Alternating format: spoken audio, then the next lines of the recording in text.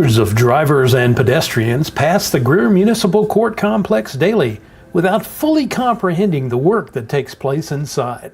Yes, that's where court is held, but there's much more to the staff's daily responsibilities. What we process here in this court is any misdemeanor that occurs within the city limits of Greer.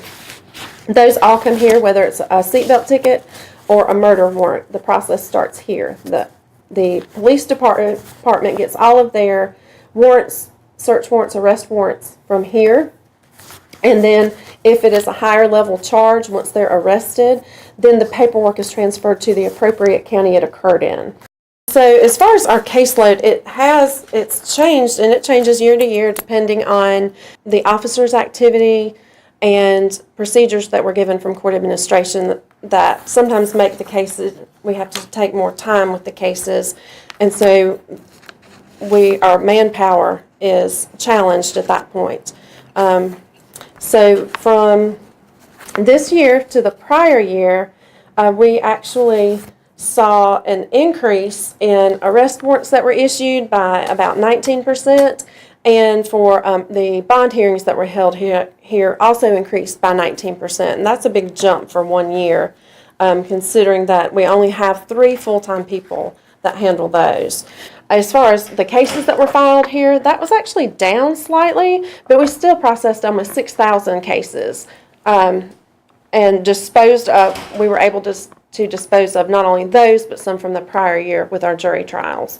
So we were able to move as much as we brought in, which is a good year, not to carry those numbers over. Our preliminary hearings, which we do for Greenville County, are here. That was a 21% increase from the year before, and I only have one person that handles these. And that was almost 300 cases and 262 actual cases for hearings. Our total money collected and our total revenue that's kept by the city actually decreased by 6%, which we really attribute to a new procedure that we have to follow that does slow things down for us. And it takes the process of collecting money out a little further than it had in the past. So there was a 6% decrease, which is not that bad considering the amount of cases that we had. And out of that money, whereas we collected over $700,000, the majority of that belongs to the state. And we do hold a lot of jury trials. Those were decreased this year. And that was part of just a scheduling issue. But we're only 6 months out the request for a jury trial to actually holding the jury trial, whereas most other courts are 1 to 3 years. So we've managed to keep up with that. We had almost a 45% increase in search warrants, and those are based solely on requests from the police department working on cases. That was a big jump. So that just shows that the cases the detectives are working on are a little more complicated. So they're going to need to serve those to get more information. A lot of that is electronic information as well. South Carolina annually ranks near the top of states in the nation with the most domestic violence murder cases. In 2015, the city of Greer sought to reverse those figures by partnering with the South Carolina Attorney General's office, which sends an attorney to Greer once a month to prosecute domestic violence cases. Greer has opted out of county programs and remains the only municipal court in the state to have its own domestic violence program.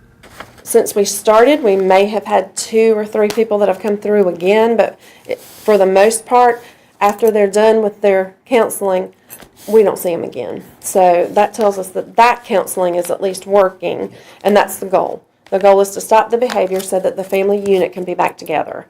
And there's counseling for defendants, for the victims, for them together, and there's also counseling for any children who have witnessed that event, so that breaks that cycle and that child doesn't think that is normal.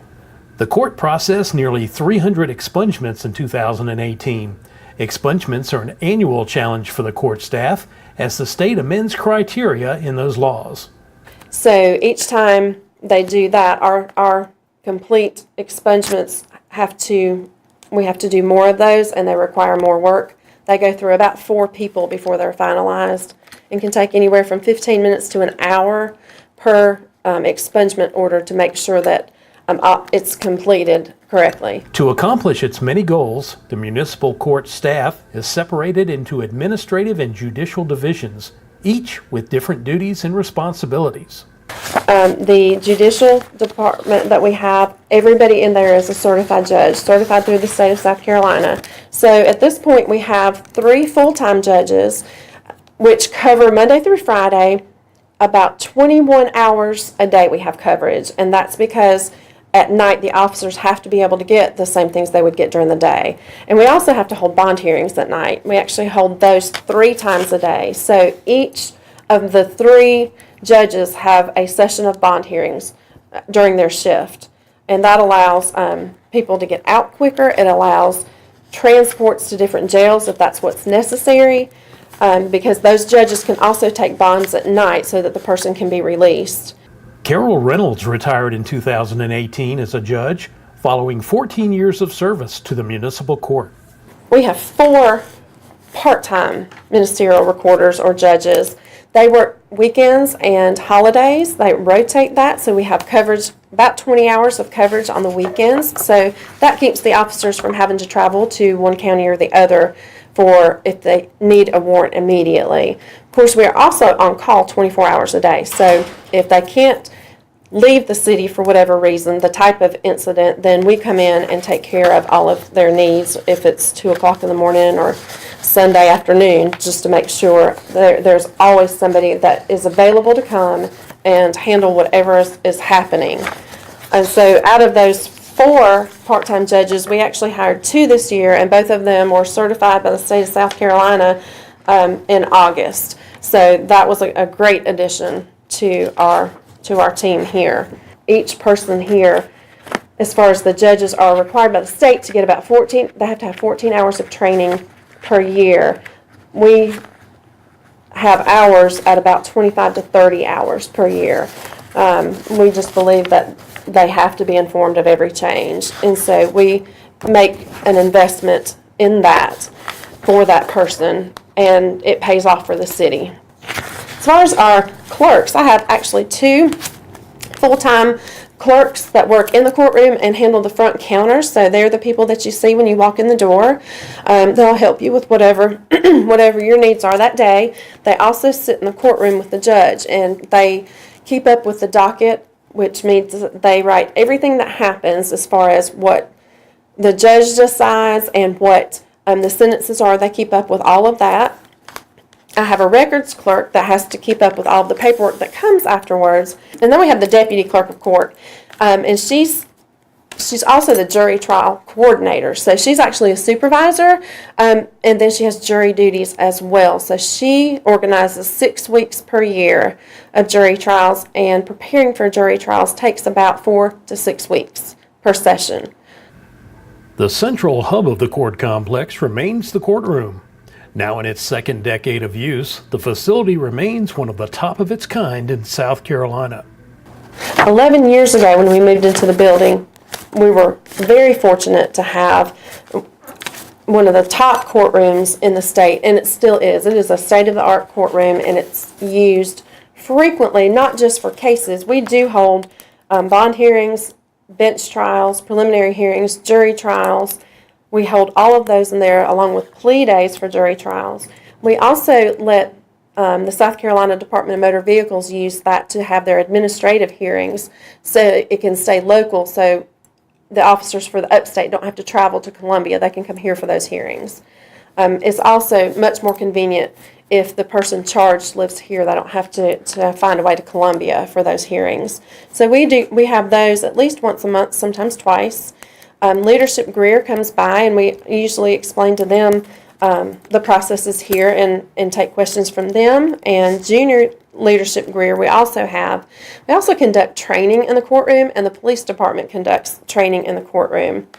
We do share that space with Greenville County Magistrate Judge Sims, and he will be here for another few months before they move to their new building in Taylor's. So he holds the same type of cases that we do, plus civil. So he uses that courtroom as well. So that courtroom is used, either that one or our hearing room is used at least 3 times a day, every day, including weekends. With so much activity at the Greer Municipal Court, it may appear difficult to figure it all out. However, the staff turned to technology in 2018 to help answer questions and to help customers feel more prepared.